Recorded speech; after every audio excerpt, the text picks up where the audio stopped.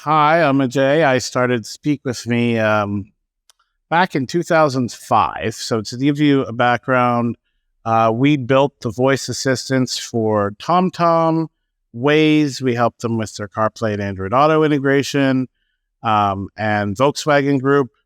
And we were first to market in 12 different things over almost 20 years.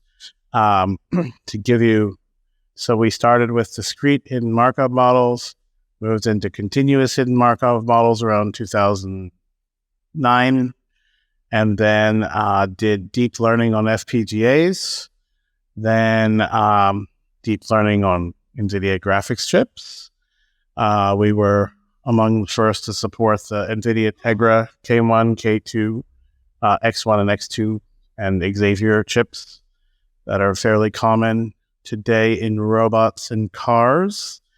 And so I'm coming from a world of building language models. Also from 2015 to 2019, we focused on a generative AI to build the language models for us. Basically, I automated one of my 5 jobs. And that saved us about 90% of our time. And there's some things we did before large language models were a thing. And so we are tinkering now with some large language models to see, some ideas for some of our tools, if, how useful they might be for large language models. What's the difference between a language model and a large language model? Size, obviously, and then the use of transformers instead of just RNNs. So transformers add a deeper level of contextual memory, and I think that that's been useful, and some level of inference via vector databasing and understanding large chains of vocabulary and how they interrelate with each other kind of automatically. And before that, we had to, I'd say before transformers, we had to kind of give that information to the data manually. So that's a huge reduction in work for people. And so I started tinkering with Llama 2 in August. I have to say that I'm grateful that it's open sourced, because it helped me personally realize that what they were doing was not very different from what Speak With Me was doing before that. So I could, look at our code and their code and be like, well, that's not that different. And I'm pretty certain some of the compression techniques we had, where we turned some 3 billion parameter models into sets of about 68,000 to run on hardware a few years ago, that some of those would be quite valuable for the world of large language models. So this is not my product I'm demoing. This is Facebook's Llama 2. And before I get started, how many people have heard of Llama 2 before coming here? Okay, how many people have installed Llama 2? 5 of you. Okay. How many people have chatted with Llama 2 or conversed with it? Okay. All right. Well, so first thing I have to say, you need a pretty high-powered machine. This is a 2-year-old Razor. It's got 8 cores, 16 threads, 32 gigs of RAM, and an RTX 3080 with 16 gigs of video RAM. And this is running on Ubuntu Linux. And so first, to quickly install it, you'll need Python 3.8 and Git. You've got to make a Llama 2 directory on your machine. Go download those 2 repositories. If you are downloading all the models, which I'll talk about on the next slide, you're going to need about 217 gigabytes of space. So, and we'll say that this machine can run the 7 billion parameter model, but it cannot run the 70 billion parameter model. unless you've got some cool compression tricks beyond, maybe if you implement some of Speak With Me's compression tricks, you might be able to. But in absence of, since we haven't debuted anything like that yet, so so just as a warning, for the 70 billion parameter models, you're going to need a bigger machine, probably something in a data center, like an H100. So there's two repositories. One is the Facebook Llama repository, and another is some C++ code, so you can connect with Llama 2 as a chatbot. And you've got to build that too. And then you have to request access to the Llama 2 models, and you're going to get an email. It looks like this, with this very long download link in it, and this download link is only valid for 24 hours. So if you requested access and ignored this for a few days, guess what? Your link won't work. So you got to request access and be on the ball and go download it while you still have access. I made that mistake, so you know. Yeah. Then you basically have to download those models. We're not going to do that part live because that will take a while. And then, run the following commands to essentially get everything ready to go in your Python virtual environment. And then these models are typically 16-bit floating point. For reference, Speak With Me actually uses 32-bit floating point models for speech recognition. And for text models, you can get away with less precision. So if you want these things to run quickly, although you will see some degradation and different behavior, you can quantize it down to 4 bits, which I have both the 16-bit model and the 4-bit model here. If you want to get familiar with quantization, just go back to the Sony compact disc and the Philips standard and see what happens when you fiddle with your audio files and convert them to 14 bits or 8 bits and see how they sound.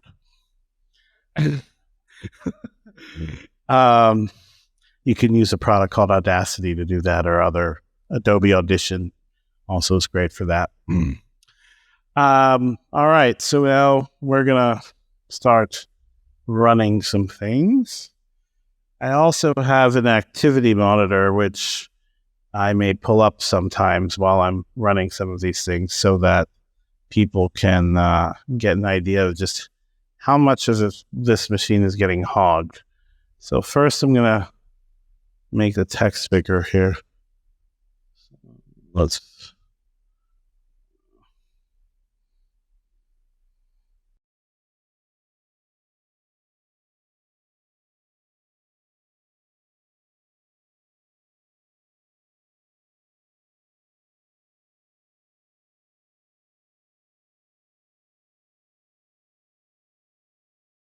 First, we're going to run the 4-bit version.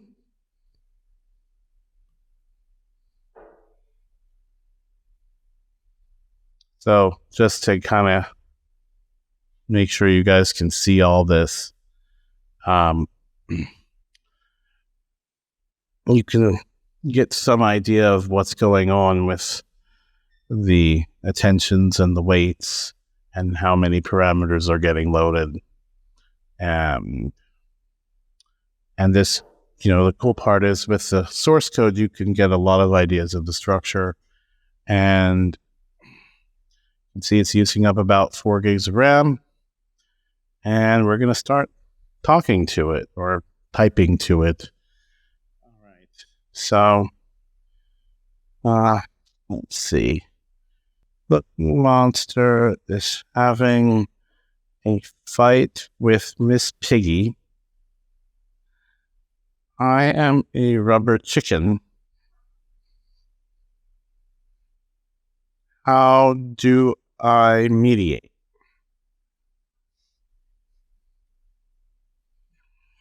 Okay, so I wrote, Cookie Monster's having a fight with Miss Piggy. I'm a rubber chicken. How do I mediate? I see. Well, mediating a fight between Cookie Monster and Miss Piggy can be a bit of a challenge, but I'm sure you'll do a great job as a rubber chicken. Can I help you with anything else?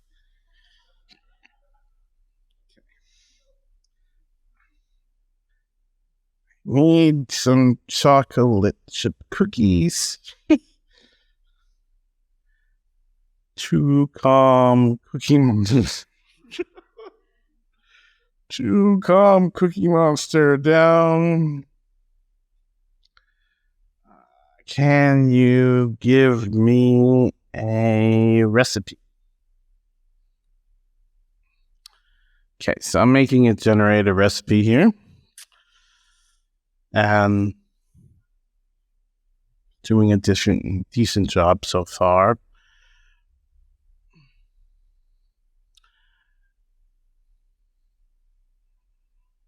Also, remember, this is the 4-bit model. We're going to switch to the 16-bit model, and you'll see how much slower it is.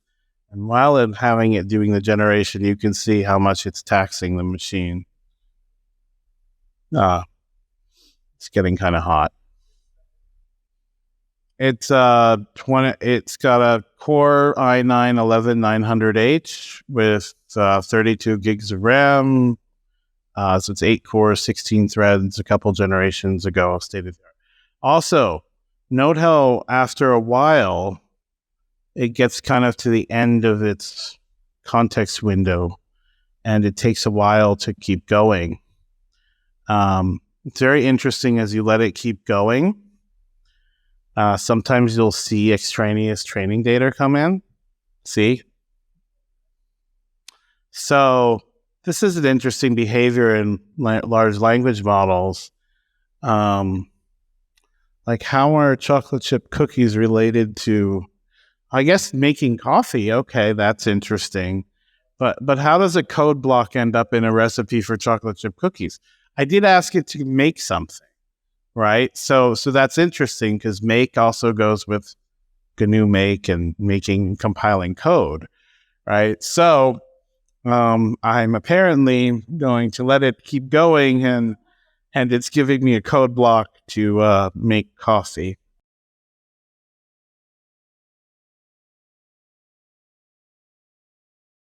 So, did anyone talk about large language model hallucinations? I mean, I'm not sure that the coffee will calm Cookie Monster down, and I really don't think he understands the source code. So, and you can just prompt that by, letting it run a little further. So it's very interesting because I actually don't know where this ends. And another thing that I've found in Llama 2, which we didn't experience in the world of speech recognition, is it's very inconsistent. It doesn't give me the same answers to the same prompt. It gives different answers to the same prompts. And I say that we don't like that behavior in speech recognition. We want the output to match the words you spoke, right? And we want it to do that consistently for the same audio file or the same human speaking the same words with the same ambient noise conditions. So this is something, I don't know if anyone else has experienced this, but it's interesting that it keeps going. Doesn't really stop. Oh, it finally did. Yeah. So, all right. So, what is a meaningful life according to Douglas Adams? All right. How many people have read The Hitchhiker's Guide to the Galaxy? Cool.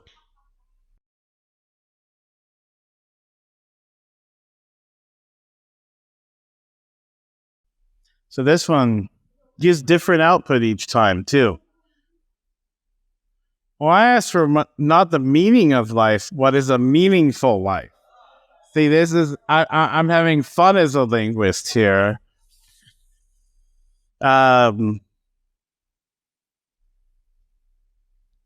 And it's very interesting because the 16-bit version gives a very different answer than the 4-bit version. I actually like the 4-bit answer better. So a meaningful life is filled with wonder, curiosity, and exploration. I like that. It is a life that is not wasted on mundane tasks, but rather one that is filled with adventure, exploration, and a constant search for the absurd and the ridiculous. I like that. All right. Now, what's interesting is that as you let it keep going, it'll actually, last time I did this, it referenced the Wikipedia author. So now, I guess today, in this moment, it's going back to code for making coffee. I can't wait to ask it, what the hell does making coffee have to do with the meaning of life? That'll be our next question once it gets there.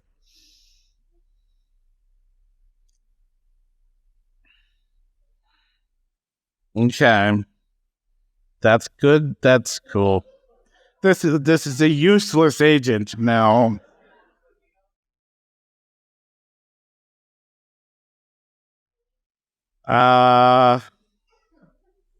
So I actually wonder, what is Z31417 in relation to Douglas Adams in the data? Patrick, who did the vector database things, can you explain how these vectors coincide?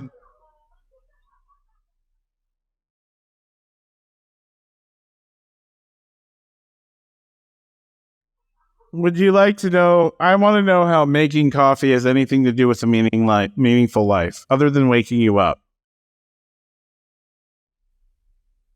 Wow. Okay. I'm killing it now. If it decides to kill.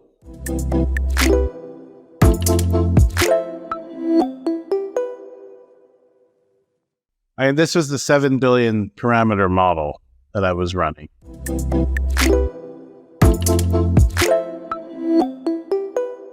I have not played around with that, but I have noticed the 16-bit model doesn't hallucinate as much and is far more boring and less creative.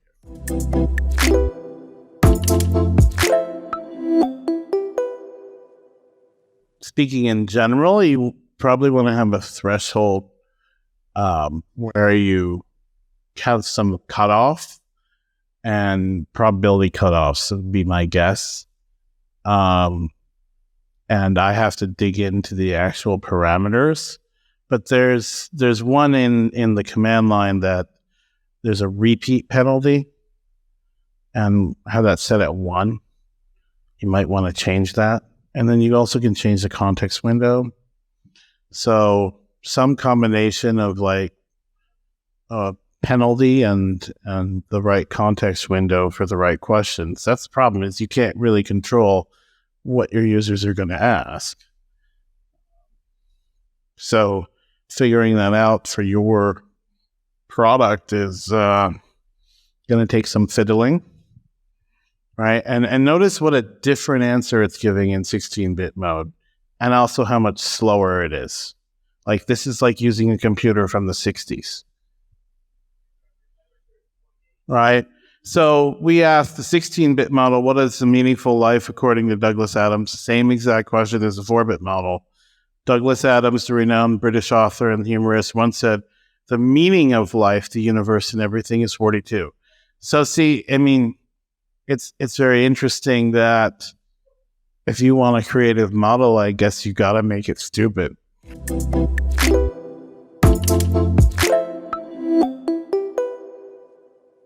I mean, the 16-bit has a lot more memory used as well. I mean, that's pretty normal. Like you can see here, 12.8 gigabytes used. It actually, at some level, uses up less CPU power because it ends up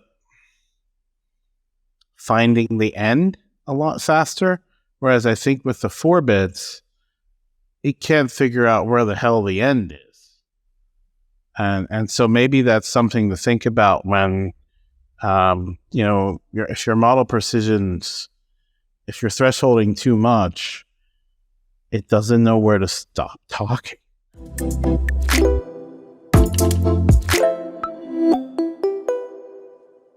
Parameter size of the model, mostly. You'll run out of memory trying to load the 70 billion parameter model. And I think the 4-bit model does. So quantizing the 4 bits means essentially the probability chain just keeps going a lot longer. And so you end up using more CPU power for that stuff, basically.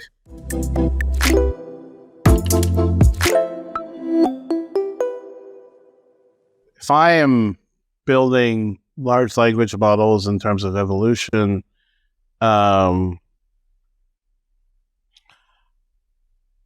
I would really want to study them for a while first, for hallucinations and creativity and finding balances, and really publish that data and the results, because these are for us as a community. And when people don't know what each parameter does and what the output is, and when you're talking about in AI, can I trust the output?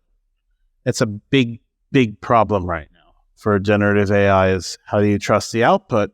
But at the same time, you kind of do enjoy it being creative, because it can come up with poetry. It can come up with some absurd things that are hilarious too. And I mean, frankly, I would like a humorous AI. So I think that some people will have some fun with this. I mean, look at what it just said here. As a rubber chicken, you could provide comedic relief during the baby shower, or perhaps offer to be the LeMay's couch for Cookie Monster. Just remember to be respectful and kind to these. And also, this model's too damn polite. Like, I really do think we need some uncensored models out there. And I mean, here's a business idea. Seriously, a generative AI TikTok profile that's like telling jokes. You really could go, like, you pair this, you output it to a great text-to-speech voice that's hilarious. You add some rhythm and music to it and some comedy beats, and you got a business there, and you got an audience, right? And you could probably make a fake TikTok. I mean, you could make a TikTok profile out of it that gets millions of users.